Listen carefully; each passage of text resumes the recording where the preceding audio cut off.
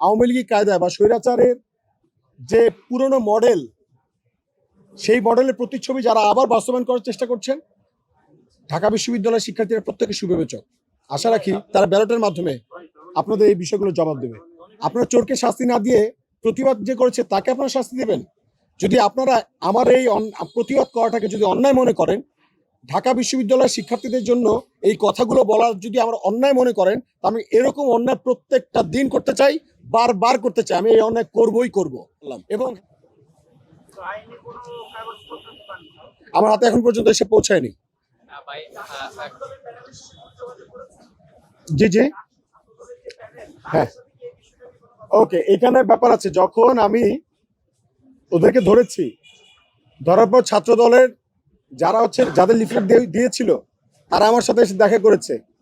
দেখা করে তারা বলছে যে প্লিজ এখানে কোনো ঝামেলা যাতে না হয় ছেলেটার, সেটার জন্য তারা সুপারিশ করেছে। আচ্ছা, এদিকে আমরা গতকালকে এসএম হলে, জি, অর্থাৎ ফুটরোমন হলে এখানে এক্সটেনশনের দিকে আমরা কিন্তু বাক্সাসকেও দেখেছি, তারা জগন্নাথ বিশ্ববিদ্যালয় থেকে বহিরাগত সরে নিয়ে আসা হয়েছে, যারা ঢাকা ইউনিভার্সিটি স্টুডেন্ট। এই প্রসঙ্গে আপনি কি বলবেন? এটার তো সম্পূর্ণ হচ্ছে আচরণবিধি লঙ্ঘন এবং সব। আচ্ছা ভাই, এই কাজগুলো কি আমাদের? আমরা কি প্রশাসন? বিশ্ববিদ্যালয় প্রশাসনের কাজ না এগুলো? বিশ্ববিদ্যালয় প্রশাসন এগুলো কেন করছে না? তারা কি এগুলো দেখছে না? এখানে প্রত্যেকটা ভোটার এবং যারা প্রার্থী প্রত্যেকে কিন্তু অভিযোগ দিতে পারবে। আপনারা যে বা যারা এই ঘটনাগুলো ঘটাচ্ছে তাদের বিরুদ্ধে আপনারা অভিযোগ দিতে পারেন, আপনারা অভিযোগ দেন। কিন্তু আমরা তো অভিযোগ দিয়েছি, দেওয়ার পরে কিন্তু এখন পর্যন্ত চিফ রিটার্নিং অফিসারের কোনো রকম কারো প্রার্থীরা কিন্তু বাতিল করে নাই, কারোর বিরুদ্ধে কোনো অ্যাকশন নেয় নাই। তাহলে আমরা কিভাবে আশ্বস্ত হবো যে তারা আমাদের সমস্যাগুলো সমাধান করবে? সো ঢাকা বিশ্ববিদ্যালয়ের প্রত্যেকটা শিক্ষার্থী সুবিবেচক, তারা বিচক্ষণ, আমরা বিশ্বাস রাখি। এরকম অপপ্রচার যারা চালাচ্ছেন এবং যে ছাত্রলীগের কায়দায়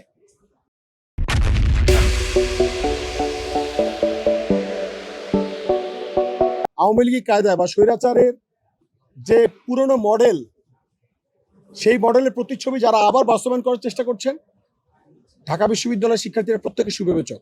আশা রাখি তারা ব্যালটের মাধ্যমে আপনাদের এই বিষয়গুলো জবাব দেবে। জি জি,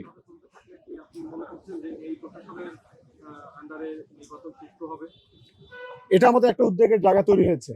আমরা এখন আপনাদের মাধ্যমে ঢাকা বিশ্ববিদ্যালয় প্রশাসনকে আবারও জানতে চাই, অতি দ্রুত আগামী কালকের মধ্যে আপনারা এটা দায়িত্ব নিয়ে এই সমস্যাগুলো সমাধান করুন।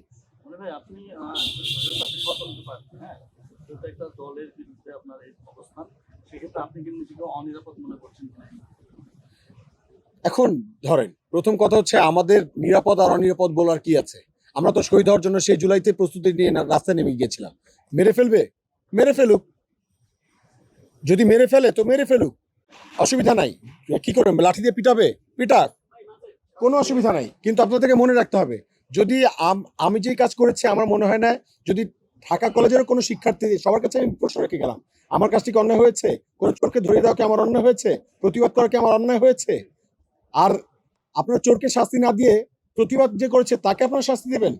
যদি আপনারা আমার এই প্রতিবাদ করাটাকে যদি অন্যায় মনে করেন, ঢাকা বিশ্ববিদ্যালয়ের শিক্ষার্থীদের জন্য এই কথাগুলো বলার যদি আমরা অন্যায় মনে করেন, তা আমি এরকম অন্যায় প্রত্যেকটা দিন করতে চাই, বারবার করতে চাই। আমি এই অন্যায় করবই করব।